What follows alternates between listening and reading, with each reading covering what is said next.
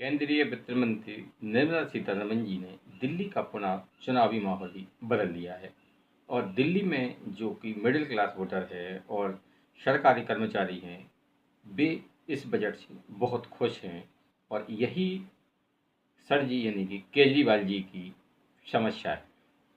केजरीवाल जी ने एक बड़ा दांव तला था कि मिडिल क्लास पर उन्होंने कुछ बयानबाजी की थी कि उन्हें इनकम टैक्स में राहत दी जानी चाहिए, ये होना चाहिए, वो होना चाहिए।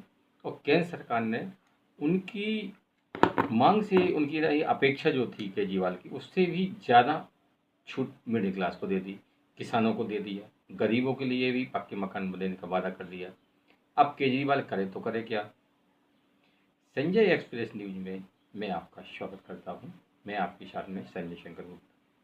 चैनल को सब्सक्राइब कर बेल आइकन प्रेस करें और वीडियो को शेयर कर कमेंट्स बॉक्स में अपनी राय अवश्य दें और लाइक भी करें।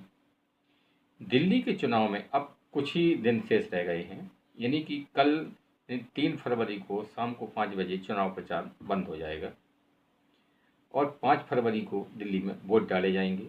8 फरवरी को मतगणना होगी। उसके पहले ही जो दिल्ली की चुनावी तस्वीर है वो अब बदल गई है। मैं ऐसा इसलिए कह रहा हूँ कि जो कल केंद्रीय बजट आया, उस बजट में केजीएम यानी कि किसान, गरीब और मिडिल क्लास, इन पर सरकार ने छप्पर का फाड़ कर राहत दी है, यानी कि इनकी पर बहुत मेहरबानी की। और इसी के कारण जो दिल्ली का चुनाव है वो अब बदलता हुआ दिख रहा है। केजरीवाल और राहुल गांधी इसीलिए परेशान दिख रहे हैं। केंद्रीय बजट में जो अच्छी चीज़ें हैं उन पर तो ये चर्चा करते नहीं। अलबत्ता ये बजट की बाल की खाल निकालने में जुटे हुए हैं, जो कि जनता की गली नहीं उतर रही है। खासतौर से अरविंद केजरीवाल की पार्टी के प्रवक्ता, ये क्यों नहीं किया, वो क्यों नहीं किया। अरे भाई, जो किया वो दिया उन्होंने मिडिल क्लास को, उससे आम जनता खुश है। फिर आप लोग क्यों दुखी हैं? क्योंकि आपको लगता है कि इस बजट से आपको वोट नहीं मिलेंगे और आपकी सरकार दिल्ली में आ गई, आप पार्टी की नहीं बन पाएगी। इसलिए ये केजरीवाल की टीम परेशान है। अब बात करते हैं निर्मला सीतारमन ने कैसे दिल्ली का चुनाव बदला। तो निर्मला सीतारमन ने एक सरकारी कर्मचारी, पेंशनरों के लिए और मिडिल क्लास के लिए बहुत सारी घोषणाएं की हैं। यानी मिडिल क्लास के लिए खासतौर से इनकम टैक्स की सीमा 7 लाख से बढ़ाकर 12 लाख कर दी गई है। ये मिडिल क्लास के लिए बहुत बड़ी राहत है। अरविंद केजरीवाल की डिमांड 10 लाख की थी, लेकिन केंद्र सरकार ने उससे भी ज़्यादा यानी कि 12 लाख दे दी।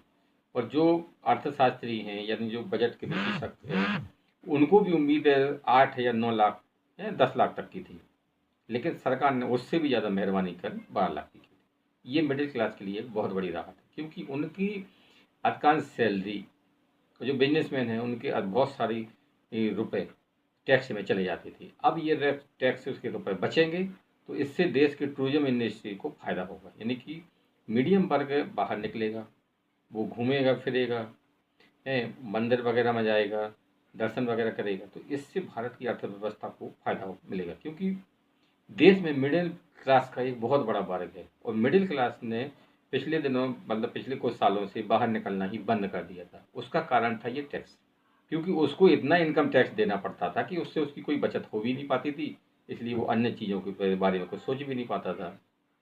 अब ये बात बहुत अच्छी है। अब एक और, दिल्ली और केंद्र सरकार के करीबन 10 लाख कर्मचारी हैं। इन कर्मचारियों के लिए भी ये इनकम टैक्स की सीमा बढ़ना बहुत बड़ी राहत है और ये इससे खुश हो गए हैं और मोदी सरकार की जय जयकार कर रहे हैं। और इसका फायदा भाजपा को दिल्ली विधानसभा चुनाव में मिलेगा। 10 लाख कर्मचारियों को सीधे फायदा होगा, 20 लाख कर्मचारियों को अप्रत्यक्ष रूप से फायदा होगा। जो डिफरेंस पेंशनर हैं उनको भी इस चीज़ से फायदा होगा। यानी कि सरकारी कर्मचारी भी खुश है, पेंशनर भी खुश है और बिजनेसमैन, मीडियम क्लास का अगर ये आदमी है या छोटा मोटा उद्योग लगाए हुए, वो भी इस चीज़ से खुश है। और ये एक बड़ी बजट की सबसे बड़ी मेन चीज़ और बड़ी राहत यही है। इसके अलावा आईटीआई फाइल की सीमा 4 साल कर दी गई, यानी कि 4 साल तक आप आईटीआई फाइल कर सकते हैं, है ना। टीडीएस की सीमा 10 लाख तक कर दी गई है, यानी कि जो आपने रकम अपनी जमा की है, उस पर इंटरेस्ट वगैरह मिलता है, उस पर टीडीएस कटता था, वो अब 10 लाख तक की होगी। क्योंकि 10 लाख तक की आमदनी है आपकी तो कोई टीडीएस नहीं कटेगा। और इसके अलावा माइक्रो लोन, यानी कि जो छोटे मोटे व्यापारियों के लिए है, उनके लोन है, या जो छोटे मोटे दुकान थे, उनकी सीमा भी अब 5 लाख से बढ़ाकर 10 लाख कर दी गई है। स्टार्टअप लोन की सीमा 10 करोड़ कर दी गई, यानी कि आप बड़ा उद्योग लगाना चाहते हैं या आप अपना कोई बड़ा बिजनेस चालू करना चाहते हैं या जो बिजनेस आपका चल रहा है उसको आप उसमें और भी इन्वेस्टमेंट करना चाहते हैं तो 10 करोड़ तक ये सीमा हो गई है।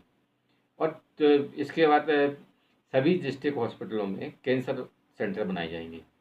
अब आपको पता ही होगा कि भारत में कैंसर बहुत तेज़ी से पैर पसार रहा है। अगर किसी व्यक्ति को कैंसर हो जाता है तो को पूरा परिवार उसका डिस्टर्ब हो जाता है, यानी कि परेशान हो जाता है।